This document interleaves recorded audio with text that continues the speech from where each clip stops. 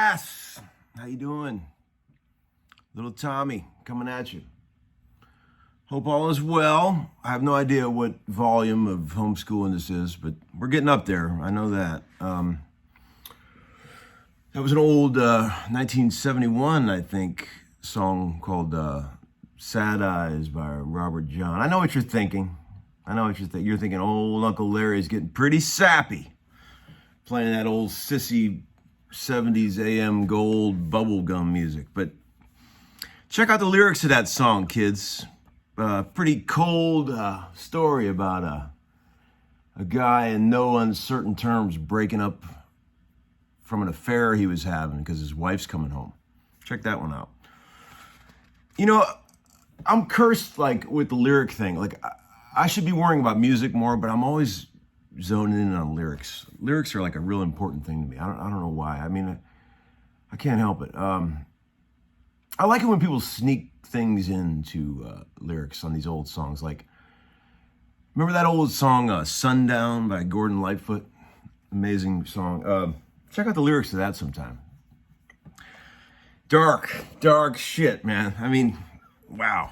Anyway, check it out. Look at this. Amazing. I love this shirt. These are so comfy, man. I love it. Hope you got yours. Thanks again to Ryan Conover for making that amazing design. He really killed it.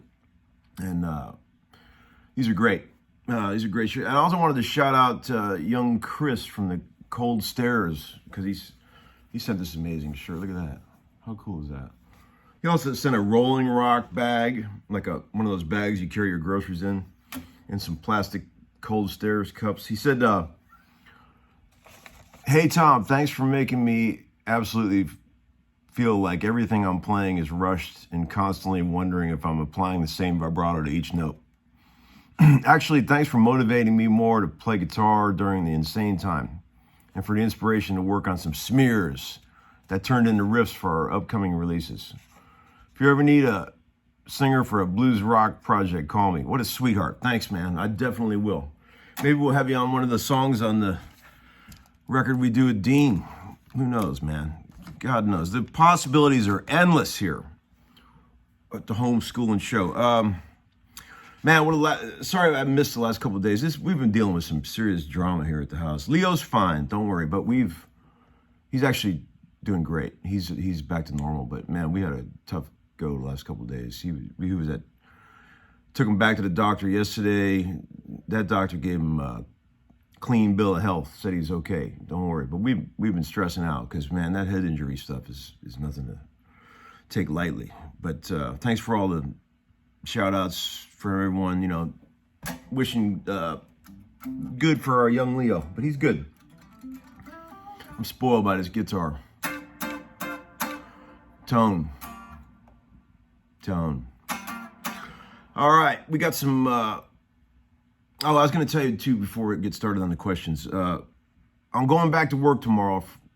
I got 10 days of sessions over the next 12 days, so don't worry, I'll be checking in. I'll do some early morning things or some late night things just to keep everything going. I don't want to neglect my dear homeschooling family.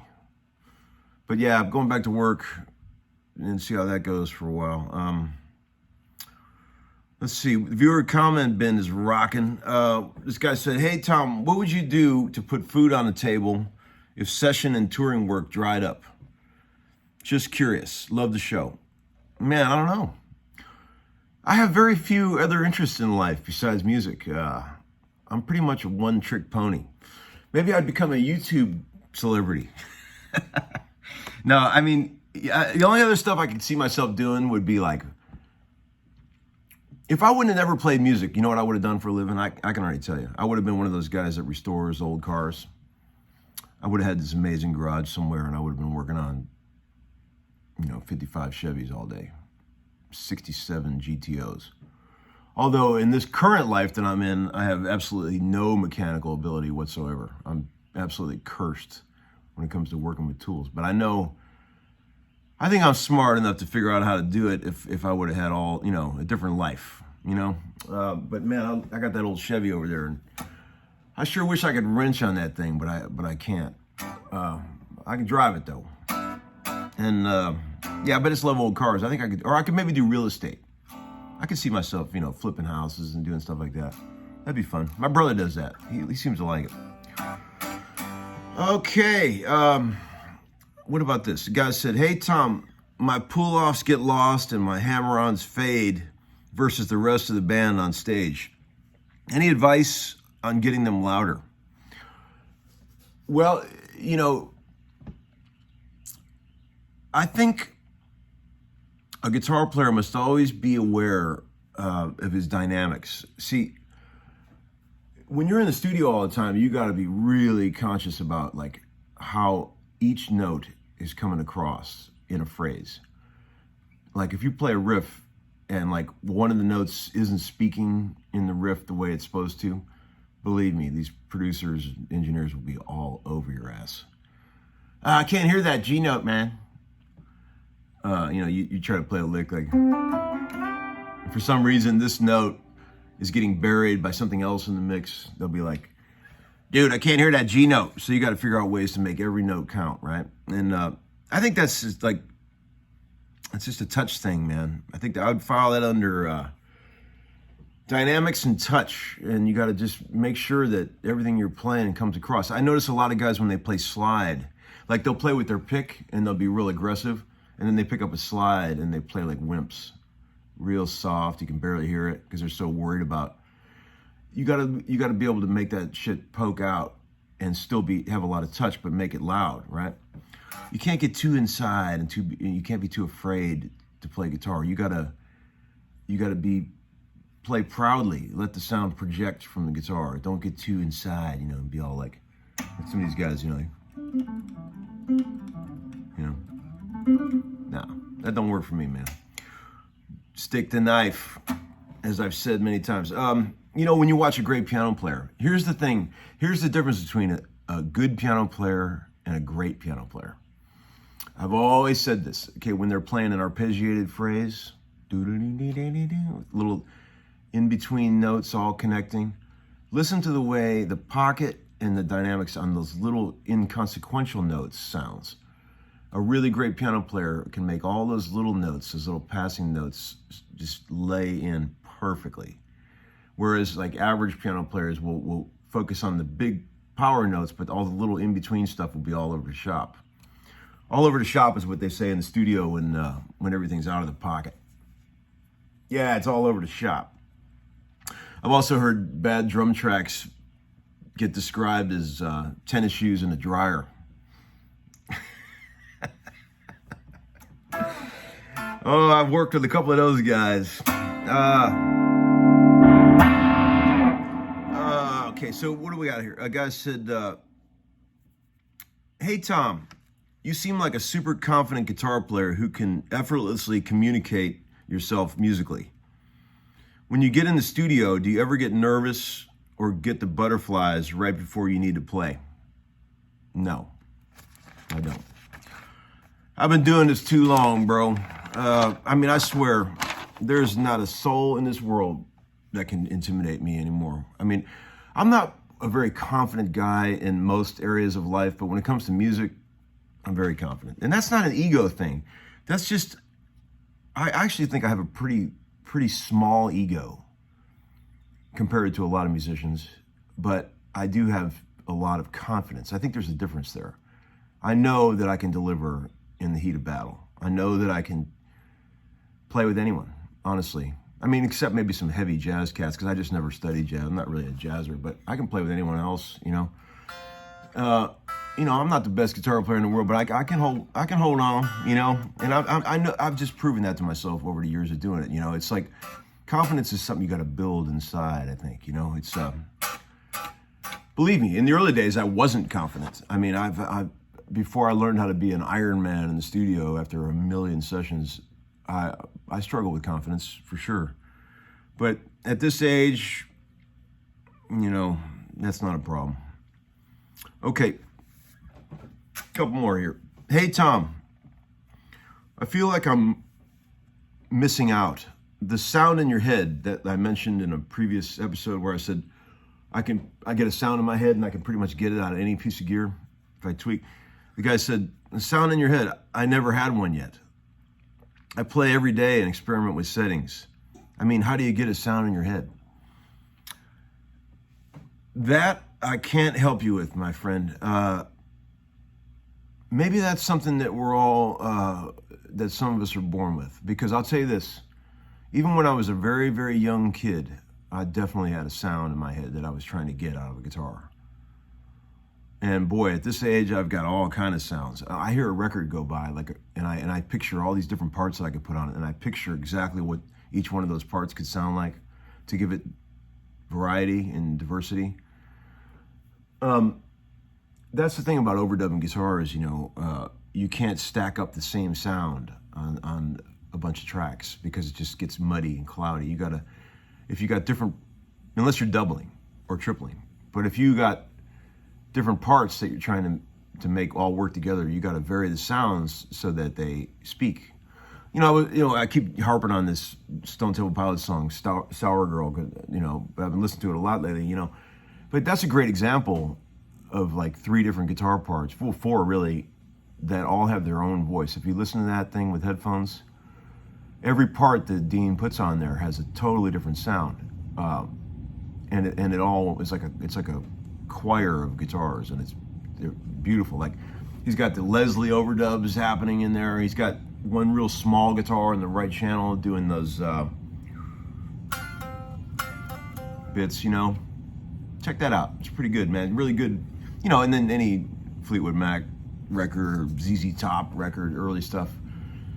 Great examples of how you can vary guitar tones to be characters so they all are different from each other and they sound cool together, right? But that thing, getting a sound in your head, am I getting off topic? Man, I don't know.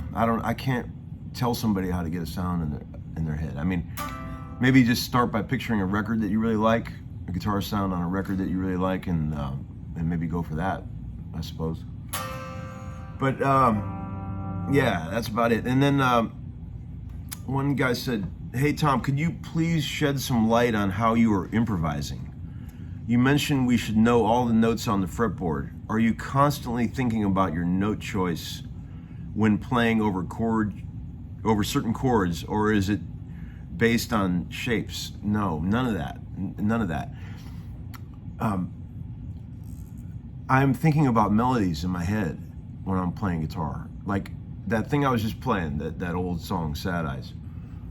I mean, that's a great melody.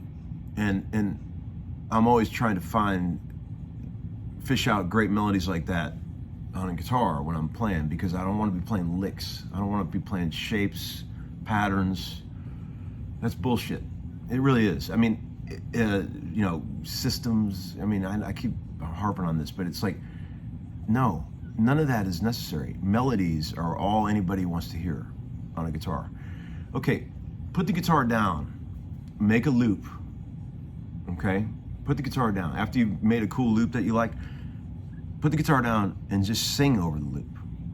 Just make up some melodies, sing over the loop, and then record it.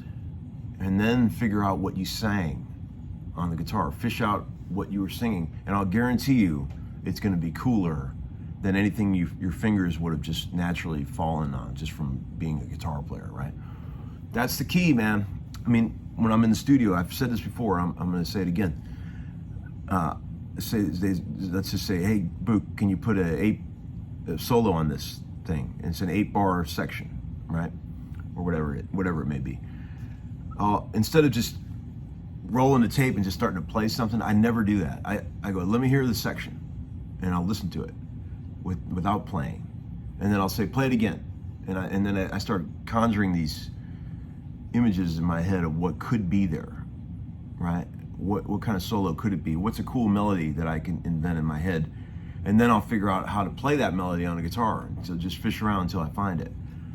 And then usually those solos are pretty cool because they don't sound like some guitar player just wanking off. They have a point, they have a purpose.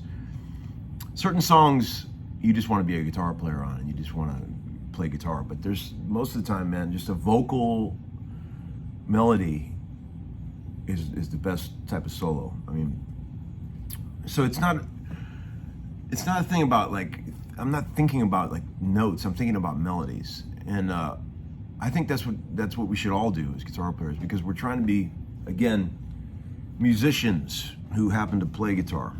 I remember, another thing a musician does is listen to lyrics. And listens to singers. We talked about in previous episodes about matching the music to the sentiment of the lyric when we're recording. If a guy's singing about something, that's the first thing when I'm listening, like if somebody wants to record a song, first thing I zone in, what is he singing about? Or what is she singing about? What's the sentiment? What's the emotion? What's the target emotion of the song? What are we trying to do here? And that informs everything else. That informs what guitar you use, what kind of sound you go for, how the drummer plays, how busy the song is, how much energy the song has, how little energy it may have. All these things are all informed by the sentiment of the lyrics. See, some guys aren't cursed with that listening to lyrics thing that I have. See, like, because that can work against you when you're working on a session with particularly bad lyrics. I remember a while back we were on a session with a buddy of mine, another guitar player, and particularly horrible lyrics on one of these songs, and on the way home, just as a joke, I texted him the lyric that was still ringing around in my head, the terrible lyric, and he wrote back, "What are you talking about?" And I go, "Dude, don't you remember that last song we did, the lyric?" And he's like, "Dude, I tuned it out." See, I wish I could tune it out sometimes, but I can't. I don't know. That type of thing. So yeah, this song, Sad Eyes, if you give a damn, it's just really 4 chords. It's the basic version is the verse C, and then D minor over C, F over C, back to C.